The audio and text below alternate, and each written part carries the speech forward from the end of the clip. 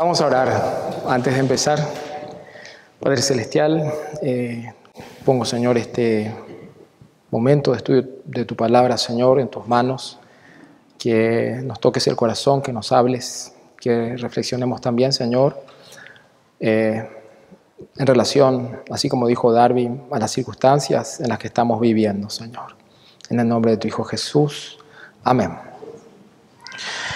En los estudios anteriores asistí al sermón de Eduardo sobre el capítulo 1, la final del capítulo 1, que es, digamos, el inicio del flujo de pensamiento en el cual se desarrolla el pasaje que nos toca hoy. Y me pareció hermoso cómo lo hizo de manera práctica en relación a los tiempos de aflicción que estamos viviendo. A mí particularmente me toca momentos muy difíciles en mi familia en relación a este asunto de la pandemia. Mi hermano murió. Tenemos hermanos que están padeciendo, están en peligro de muerte también. Y estas cuestiones nos ayudan a pensar en qué importante es estar reunidos en una comunidad de hermanos. Mi hermano estaba, antes de fallecer, estaba dispuesto a regresar a la iglesia, estaba muy interesado en escuchar sermones y las consecuencias de sus pecados lo llevaron a padecer un problema familiar que me llegó a decir en un momento de desahogo que qué importante es tener ancianos que nos guíen, que nos aconsejen y hermanos que nos fortalezcan. Y eso es lo que tenemos hoy. Y vamos a ver el pasaje y vamos a leer desde el versículo 24. Nos toca a nosotros el capítulo 2, versículos 1 al 3, pero vamos a leer in extenso las aflicciones que sentía Pablo respecto a la iglesia.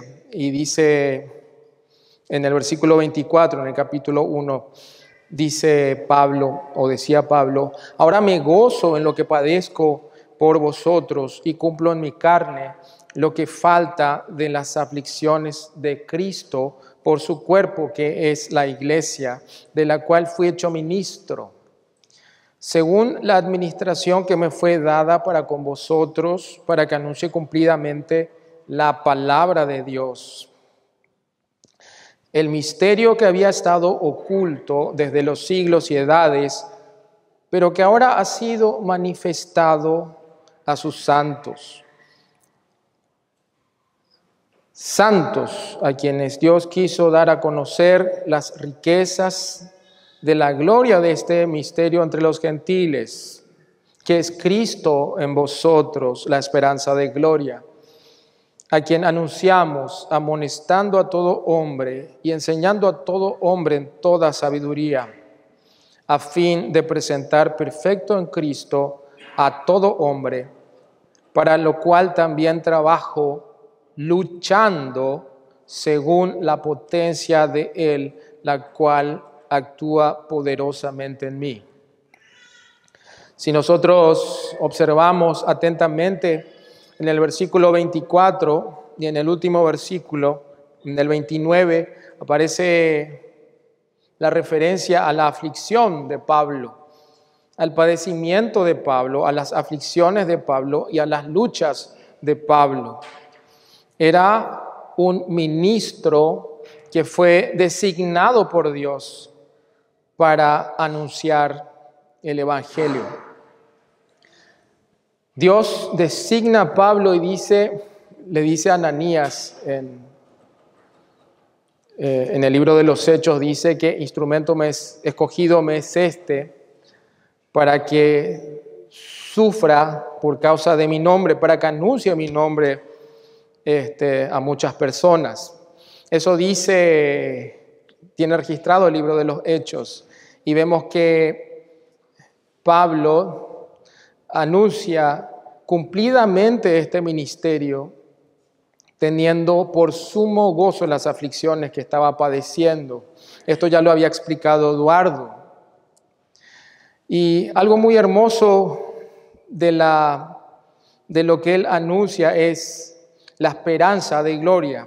Es Cristo en vosotros, se refería a los gentiles, porque Colosas era una ciudad en la que había una iglesia en el valle de Lico, donde era una iglesia nueva que fue fundada por Epafras, y si bien estaba firme, porque al principio de la carta dice que ellos eran santos y fieles, era una iglesia firme, estaba rodeada de peligros, de personas que podían influenciar en ellos, considerando que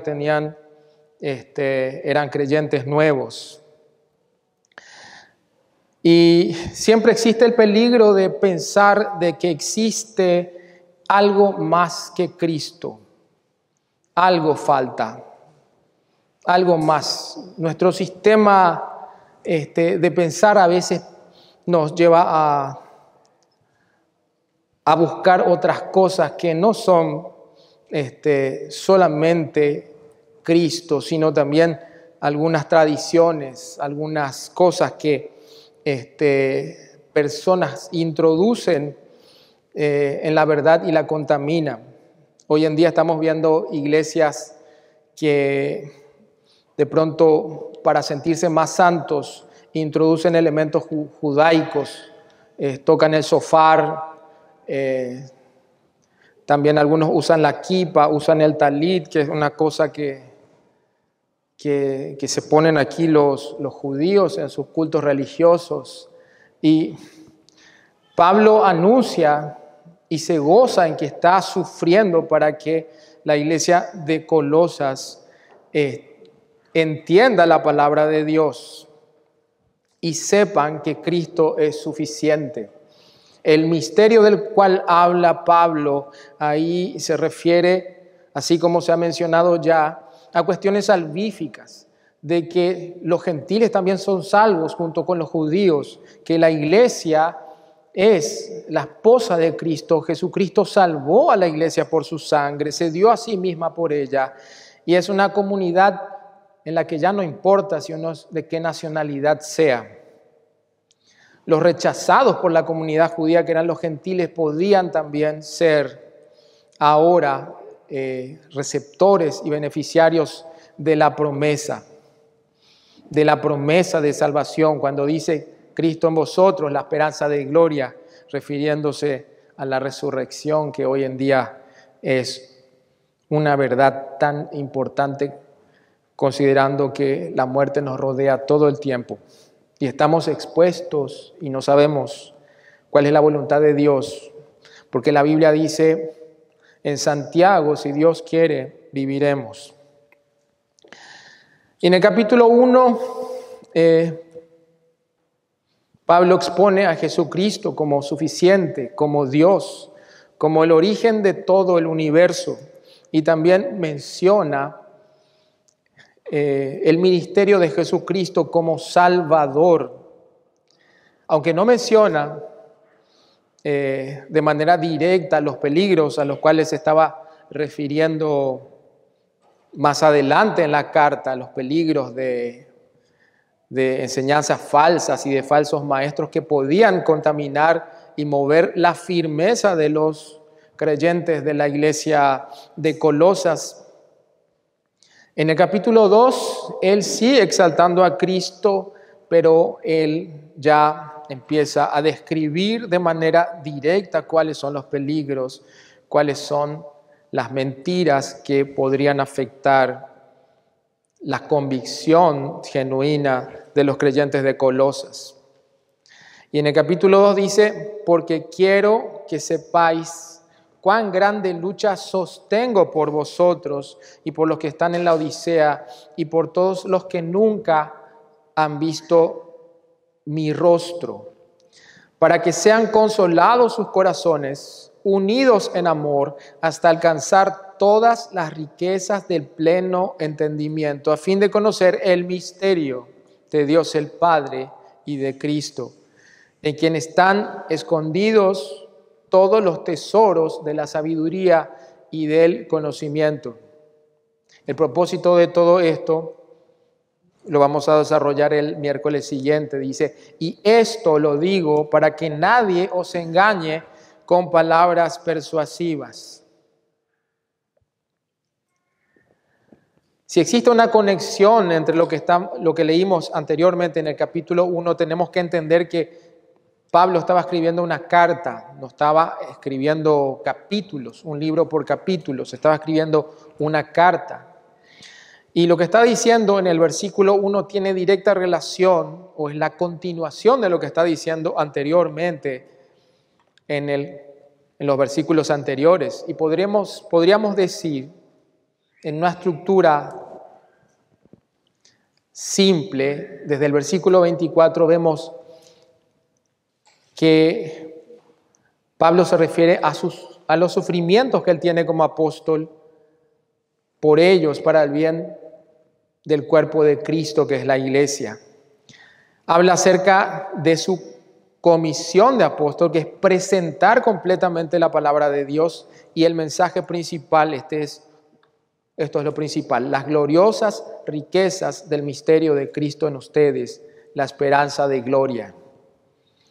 El evangelio, la salvación, los gentiles que ahora son parte de la comunidad que Dios ha escogido para salvar y que tienen la esperanza de la resurrección. Ese es el mensaje principal. Luego vuelvo a hablar acerca de la comisión que él tiene como apóstol, que es proclamar y amonestar y enseñar con toda sabiduría para presentar perfectos en Cristo a todos. Y este no es haciendo un paréntesis, no es solamente un deber de un ministro en la iglesia, de un maestro, de los pastores, sino que también en el capítulo 3 nos vemos que Pablo dice que esto es una función de toda la iglesia cuando dice que debemos exhortarnos unos a otros. Exhortarnos unos a otros. Cada creyente debe exhortar a sus hermanos para presentar perfecto a Cristo a todo creyente. Y en el versículo 1 del capítulo 2 podemos encontrar el primer principio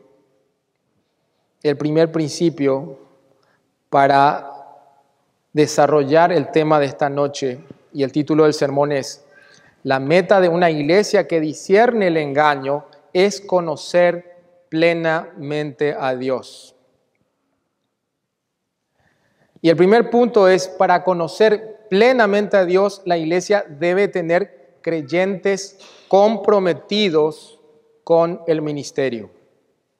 Aunque físicamente ausente, Pablo no estaba con ellos, él estaba en la cárcel. Vemos en el versículo 24, en el capítulo 1, dice que él sufre por ellos. En el versículo 25 del capítulo 1 dice que fue comisionado para servirles. Y continuando con el mismo razonamiento, en el capítulo 2, versículo 1, dice que él mantiene una lucha en su favor. Él está completamente comprometido con el ministerio. Cada uno de nosotros está comprometido como parte del cuerpo, o debe estar comprometido a edificar a otros creyentes. Algunas personas pueden decir, bueno, yo sé muy poco de la Biblia. Yo soy quizás muy ignorante, no tengo muchos estudios. Pero una persona que es creyente y lee la Biblia sabe lo suficiente para enseñar a otra persona que está empezando a recorrer el camino de la verdad. No hace falta ser un teólogo para enseñar o para exhortar, porque si queremos ser comprometidos para tener una iglesia madura y conocer plenamente a Dios, tenemos que estar en contacto con la Biblia. Ninguna exhortación, ningún consejo tiene que ser distinto a lo que dice la palabra de Dios. No deberíamos nosotros tener ningún otro pensamiento que no sea la palabra de Dios. Hoy en día que nos bombardean tantas filosofías y huecas sutilezas, como dice Pablo en su carta. Los pastores ya no están predicando el evangelio, no están predicando el consejo de Dios, están predicando a que tenemos derecho a ser felices. Y con la filosofía de que tenemos derecho a ser felices, de que tenemos que hacer todo lo que nos haga felices, agasajarnos a nosotros mismos y mimarnos. Eso estoy viendo mucho en las redes. De pronto viene la aflicción y no podemos entender por qué pasan las cosas, porque no estamos sustentados en la palabra de Dios.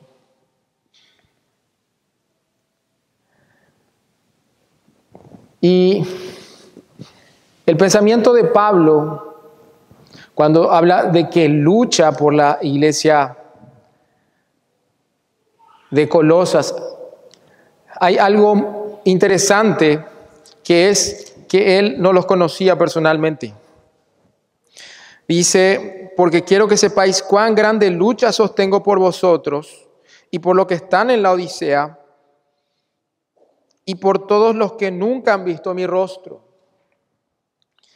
Y estas iglesias estaban próximas, la Odisea, Colosas y también Hierápolis, que menciona al final en las salutaciones. También menciona la iglesia de Hierápolis, que estaba por ahí cerca. Y dice que la carta enviada a la Odisea, que sea leída en Colosas, y la de Colosas a la Odisea. Y dice, y por todos los que nunca han visto mi rostro. El compromiso de Pablo no solamente está basado en una fuerte convicción en la verdad, sino también estaba basado en el amor que tenía hacia los hermanos. No existe mayor motivación que el amor. Muchas veces uno tiene un sentido de compromiso por una obligación, por un trabajo, por alguna cosa, pero cuando uno siente amor tiene un compromiso distinto. Volviendo a mi situación particular, teniendo a mi hermano en el hospital, el amor era lo que me llevaba a desvelarme, el amor era lo que me llevaba a estar ahí. La aflicción que sentía era por el amor que sentía hacia mi hermano y sigo teniendo hacia mi hermano. Esa aflicción que yo he sentido me ha servido para entender la aflicción que están sintiendo nuestros hermanos en este momento.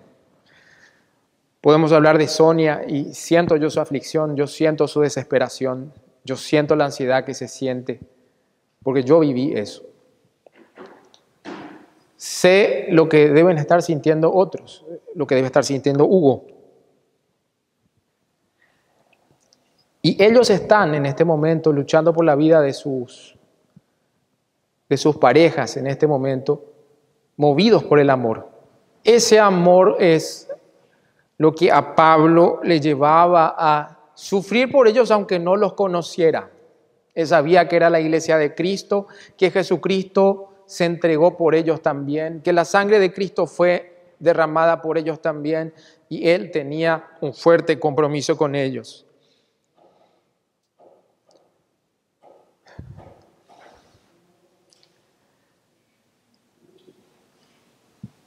Y ese pensamiento de Pablo refleja su sentido de unidad con Cristo, algo que el apóstol subraya en la carta. Los cristianos han sido sepultados con Cristo y asimismo resucitados y vivificados. Y así también participan con Cristo en los padecimientos que Él tuvo por la iglesia, por la cual se entregó a sí mismo. Pablo se identificaba con los sufrimientos de Cristo por la iglesia.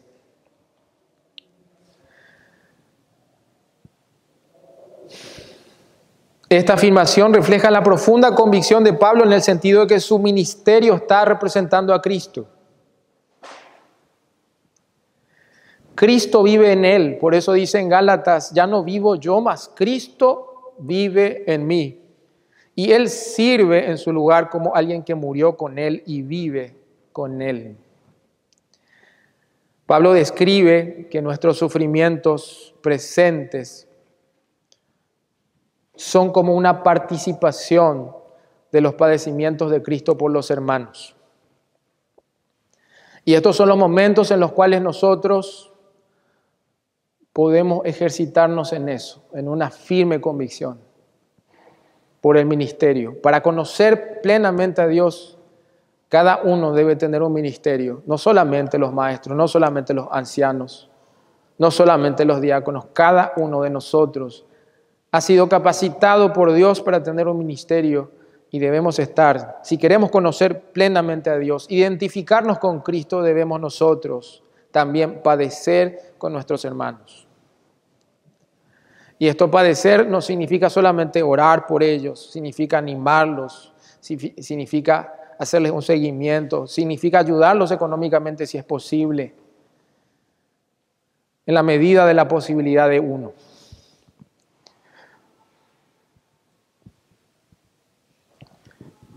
Jesús amó tanto a la iglesia que entregó su vida por ella.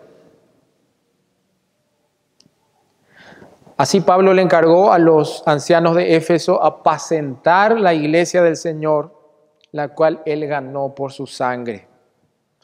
En Efesios capítulo 5, versículo 25, dice que los esposos también deben amar a sus esposas así como Cristo amó a la iglesia y se entregó a sí mismo por ella. Jesucristo es el estándar de amor. No solamente el estándar de amor en el matrimonio, sino el estándar de amor en la iglesia, unos por otros. Pablo también escribió en sus cartas la manifestación de su amor hacia todas las iglesias de Cristo. A los corintios les escribió en 2 Corintios 3:2, nuestras cartas sois vosotros escritas en nuestros corazones, conocidas y leídas por todos los hombres.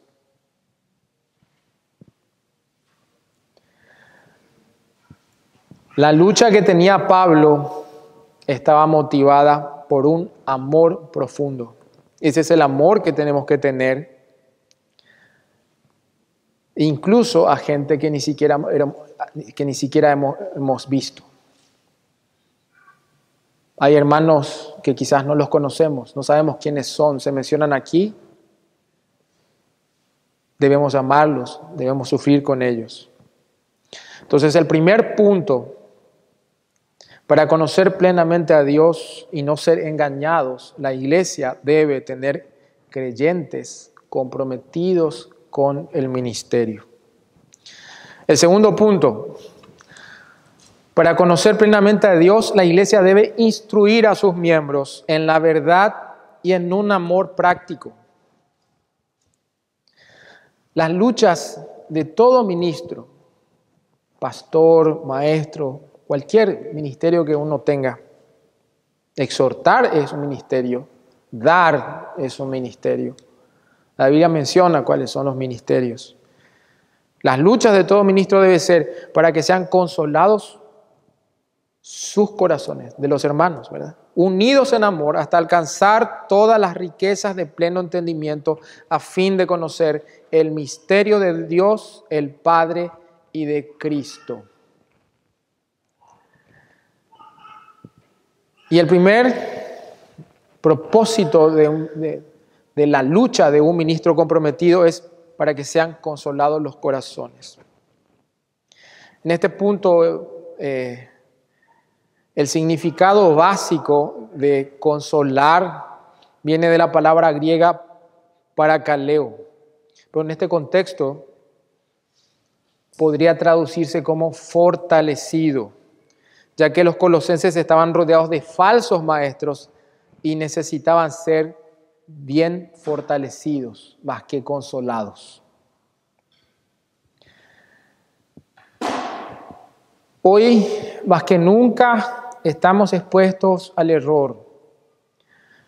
La mayoría de las iglesias evangélicas hoy en día ya no predican a Cristo, predican otra cosa. Mi posición particular es que estamos en un tiempo de apostasía terrible. Muy pocas iglesias están predicando la palabra de Dios. Hay asociaciones de iglesias que hoy en día están dominadas por inconversos. Mi hermano trabajó en una de esas asociaciones de iglesias cristianas y me contaba él que lo único que les movía era el dinero. Había pastoras, incluso que eran pastoras de 5 iglesias. Y trataban de ingresar a las iglesias, acercarse al liderazgo, sacar a los líderes de su posición, apoderarse del liderazgo, y de esa manera ellos tenían más influencia para que la asociación pueda financiar sus gastos. Y se iban de vacaciones, se quedaban en hoteles lujosos y la asociación de iglesias les pagaban las facturas y venían con facturas cada mes. Y eran negocios. No eran ministros comprometidos, eran bandidos vestidos de pastores y pastoras. Y el propósito de la lucha de un ministro comprometido es consolar o fortalecer el corazón de los creyentes. Pero cuando habla de corazón, no está hablando de emociones. Pablo no está sugiriendo, digamos, fortalecer las emociones de la gente, sino fortalecer sus mentes. El sentido hebreo de emociones se refería a entrañas. Ellos, cuando se referían a las emociones, hacían alusión a las entrañas. Decían que sus entrañas se movían cuando estaban conmovidos. Porque el pensamiento judío no era abstracto. Ellos no decían estoy afligido, estoy angustiado, que son ideas abstractas. Ellos hablaban en sentido práctico, hablaban de entrañas. Y cuando la Biblia se refiere a corazón, se está refiriendo a la mente. Por ejemplo, en Apocalipsis 2:23, el Señor se describe a sí mismo diciendo: yo soy el que escudriña la mente y el corazón, y os daré a cada uno según vuestras obras. En Jeremías 17:9 también se refiere al corazón en este mismo sentido, cuando dice: engañoso es el corazón más que todas las cosas y perverso. En Apocalipsis 18:7 dice de Babilonia: porque dice en su corazón, yo estoy sentada como reina y no soy viuda y no veré llanto. También la Biblia dice el necio en su corazón no hay Dios. Se está refiriendo a la mente. Pero ¿cómo nosotros podemos fortalecer la mente de nuestros hermanos? Es con la palabra de Dios. Un ministro comprometido que lucha para confortar o para fortalecer a sus hermanos se nutre de la palabra de Dios, porque la mente se fortalece con la palabra de Dios. Las emociones son una respuesta a lo que sucede en la mente, a lo que la mente percibe. Y una manera en cambiar nuestras emociones es llenar nuestra mente con la verdad bíblica. Las emociones responden de forma adecuada a lo que nosotros pensamos. Cuando las personas se meten en esos juegos de realidad virtual, sienten muchas emociones. Quizás uno siente una sensación de caerse, un terror por golpearse de una caída que no sucede. En realidad sucede en el mundo virtual cuando uno se pone una de esas máscaras y las emociones a uno lo conmueven de acuerdo a la experiencia irreal que está teniendo en ese momento. Por eso la mente es, digamos, el bastión que debemos tomar para fortalecer el corazón de otros creyentes. Uno no podría estar consolado en Cristo si no supiera que existe la resurrección. ¿Cómo poder consolarse en la pérdida de un ser querido si no supiéramos que existe la resurrección? En estos momentos que estamos pasando con mi familia de mucha tristeza, se supone que yo debería consolar a mi mamá, que es la que perdió un hijo. Y mi mamá me consoló con este versículo. Vamos a Isaías.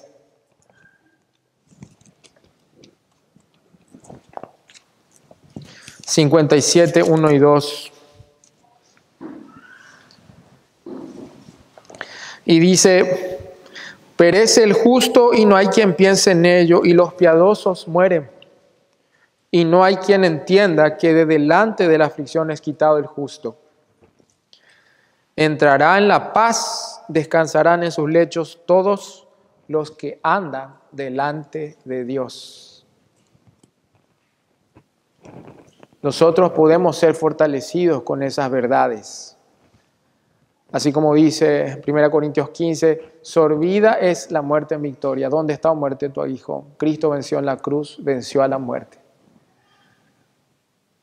Esas verdades nos consuelan, esas verdades nos cambian las emociones, nos traen paz a pesar de la aflicción. Y eso también nos tiene que mover a la acción, porque las emociones también nos mueven a la acción. ¿Cuántas personas que amamos no conocen a Cristo?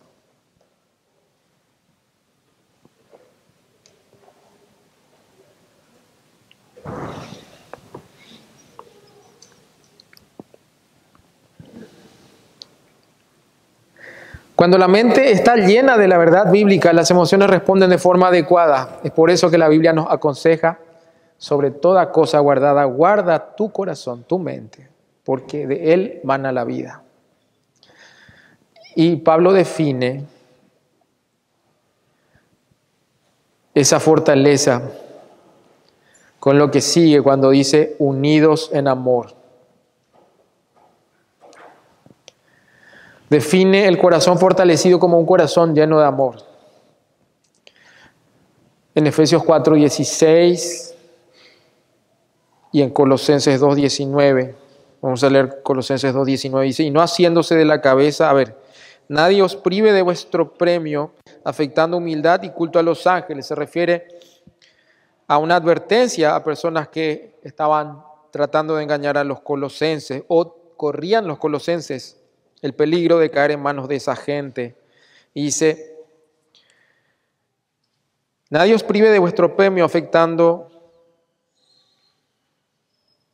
humildad y culto a los ángeles, entremetiéndose en lo que no ha visto, vanamente hinchado por su propia mente carnal, y no haciéndose de la cabeza, que es Cristo, en virtud de quien todo el cuerpo, nutriéndose y uniéndose por las coyunturas y ligamentos, crecen en el crecimiento que da Dios.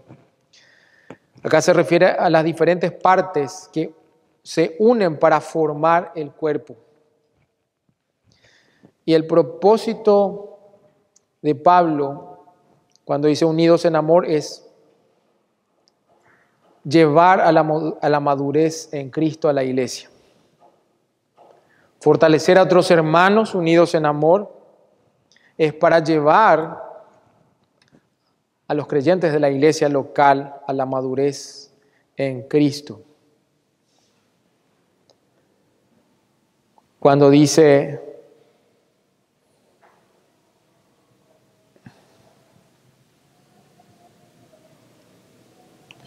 para que sean consolados sus corazones unidos en amor, hasta alcanzar todas las riquezas del pleno entendimiento.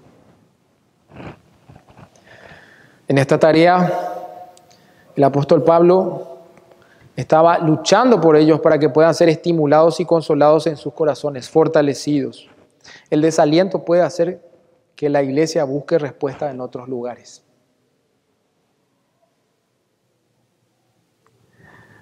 El desaliento puede hacer que la iglesia o los creyentes de una iglesia local busquen respuestas en otros lugares. Y Pablo trataba de aplacar esas tentaciones para que no sean engañados. A veces las iglesias pueden tener una buena doctrina, pueden enseñar la verdad, pero no están unidos en amor, no practican el amor.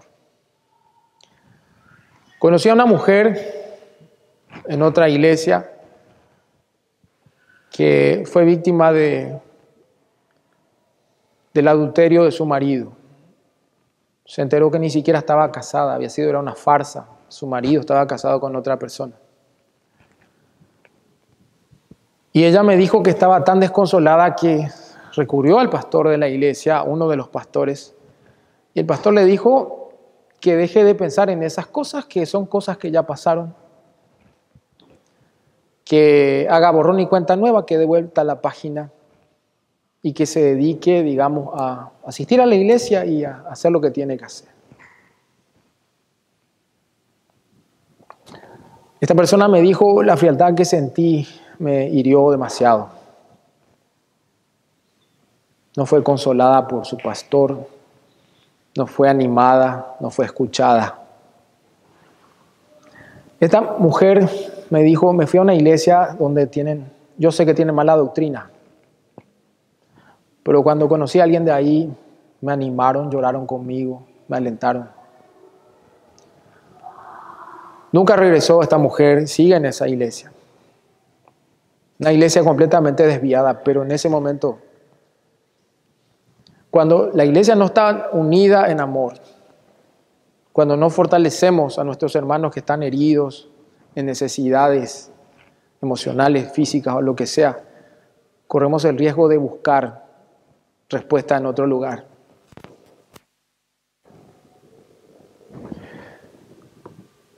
Pablo desea fortalecer las cadenas de amor que les mantienen unidos.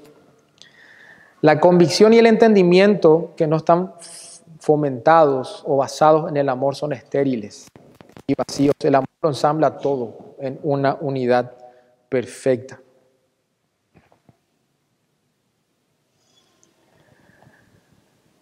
Hay muchas cosas por decir, pero vamos a continuar mucho más allá de esto. Y leemos que la meta de todo esto, de conocer a Jesucristo, de entender a Cristo a través del ministerio de hermanos comprometidos que fortalecen el corazón de otros hermanos, unidos en amor, es conocer el misterio de Dios, el Padre, y de Cristo, en quien están escondidos todos los tesoros de la sabiduría y del conocimiento. Entendemos por misterio, en el contexto, como habíamos dicho, que se refiere a la salvación. Entendemos la salvación de Jesucristo, todo lo que implica que Dios nos salvó, los privilegios que tenemos como creyentes, el amor que nos tiene Dios, la severidad con la que Dios nos corrige, todo eso entendemos. Cuando existen ministros comprometidos, cuando en una iglesia se enseña la verdad o se instruye la mente, fortaleciendo a los miembros unidos en amor. El amor práctico nos ayuda a entender el amor de Dios. Nosotros vemos el amor de Dios cuando un hermano nos alienta. Nosotros vemos el amor de Dios cuando un hermano llora con nosotros. Así sentimos el amor. Nosotros reflejamos a Jesucristo. La iglesia representa a Cristo aquí en la tierra. Entonces, el segundo punto, para conocer plenamente a Dios y no ser engañados, la iglesia debe instruir a sus miembros en la verdad y en un amor práctico. Y el tercer y último punto es, para conocer plenamente a Dios, la iglesia debe estar centrada en Cristo y en su obra redentora. Por eso dice en el último versículo, a fin de conocer el misterio de Dios, el Padre, y de Cristo, versículo 3, en quien están escondidos todos los tesoros de la sabiduría y del conocimiento.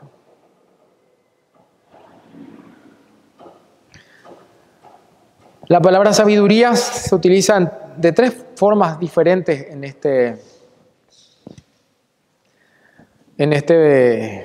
esta carta.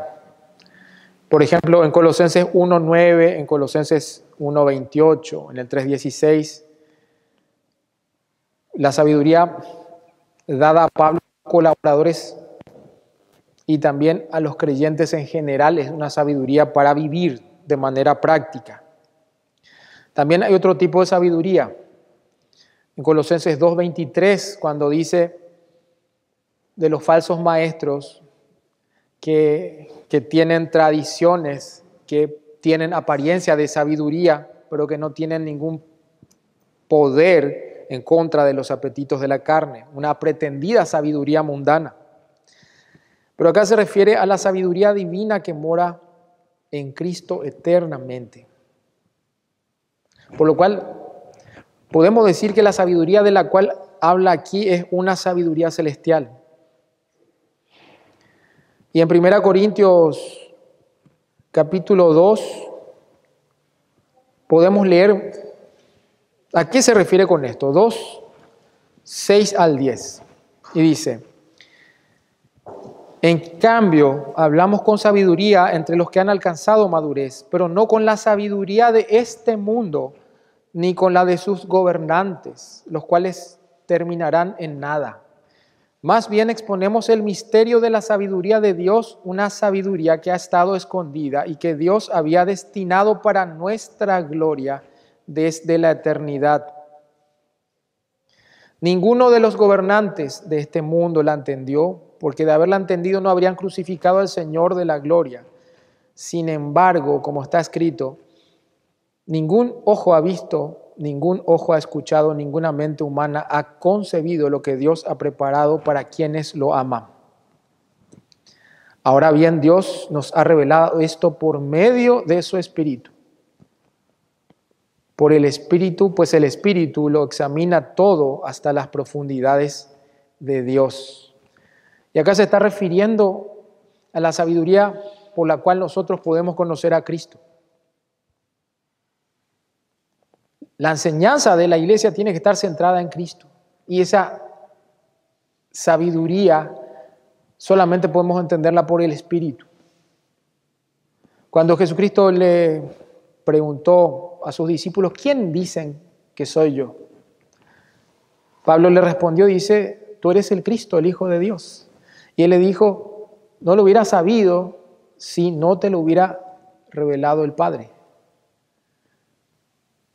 Es una sabiduría que nosotros no la entendemos porque somos más inteligentes, porque somos más sabios, porque tenemos un título universitario, ni nada de eso. Una sabiduría que puede entenderla la persona más sencilla, como también la persona más instruida. Pero increíblemente hay personas sencillas que entienden esa verdad, la sabiduría en Cristo, que personas con todos los doctorados y títulos no pueden entender. Inclusive teólogos que no entienden la salvación. Estamos viendo tantos maestros que admirábamos, incluso en los libros. Hace poco, tratando de preparar este sermón, estuve buscando los mejores comentarios y me encontré que uno de los mejores, el segundo mejor comentarista de Colosenses era una persona que no creía en la salvación así como la conocemos, en Cristo únicamente. Que Jesucristo murió por nosotros de manera sustitutiva, para él es una herejía pagana. No es creyente. No puede entender la sabiduría de Dios. Es una sabiduría que solamente pueden entender los creyentes.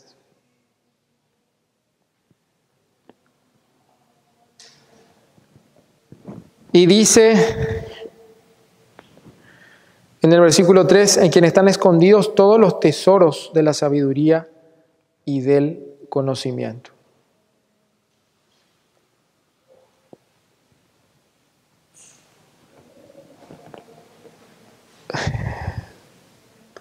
En 1 Timoteo 3:16 podemos ver a qué se refiere esta sabiduría. Registra lo que pudo ser un himno del primer siglo. Dice, indiscutiblemente grande es el misterio de Dios, de la piedad. Dios fue manifestado en carne, justificado en espíritu, visto de los ángeles, predicado a los gentiles, creyó en el mundo, recibido arriba en gloria. Todas estas frases apuntan a Cristo. En la iglesia primitiva, así como en nuestros días, era de vital importancia comprender la deidad de Cristo. Nadie puede ser cristiano sin el conocimiento verdadero de Cristo como Dios encarnado, y a pesar de esto, muchos cristianos que declaran la deidad de Cristo viven como si Él no fuese suficiente. Entonces, el último punto de este sermón es, para conocer plenamente a Dios, la iglesia debe estar centrada en Cristo, en su deidad y en su obra redentora. Vamos a orar. Padre Celestial, ayúdanos, Señor, a madurar como iglesia, Señor, a estar comprometidos como creyentes, no solamente los ancianos, maestros, diáconos, sino cada creyente de esta iglesia, mi Dios, para alcanzar la madurez, fortalecer a nuestros hermanos unidos en amor para que podamos experimentar de manera vívida, Señor, tu amor y tus promesas, Señor, porque tú nos consuelas a través de los hermanos que están empapados en tu palabra, Señor, que recuerdan tus promesas, las que tú preparaste, Señor, para que podamos resistir con gozo la aflicción que estamos pasando en este momento con nuestros hermanos, Señor, que están padeciendo aflicciones, Señor. Ayúdanos, Señor, a estar centrados como iglesia en Cristo, en que Él es Dios por sobre todas las cosas, que en Él fueron creadas todas las cosas, visibles e invisibles, sean tronos, sean dominios, sean principados, sean potestades, todo fue creado por medio de Él y para Él, y todas las cosas en Él subsisten. Que tú gobiernas, Señor, a pesar de las circunstancias, y que no solamente gobiernas en tu trono, sino también te ocupas de nuestras circunstancias particulares, Señor. Porque Jesucristo es en quien tenemos redención por su sangre, el perdón de pecados que nos ha trasladado a tu reino, Señor, de este mundo de tinieblas, de dolor, Señor. Y ayúdanos a estar centrados en Cristo, en la verdad de su deidad, en la verdad de su salvación, de que Cristo es suficiente, de que no hay nada más, Señor, que podamos buscar o pretender para andar en tus caminos, Señor. Bendice a esta iglesia, a cada uno de nosotros, ten misericordia de nosotros también, para que podamos, Señor, ver tu amor, pero también, Señor, en la aflicción, ver tu consuelo, Señor, y tu provisión. Así te oramos en Cristo Jesús. Amén.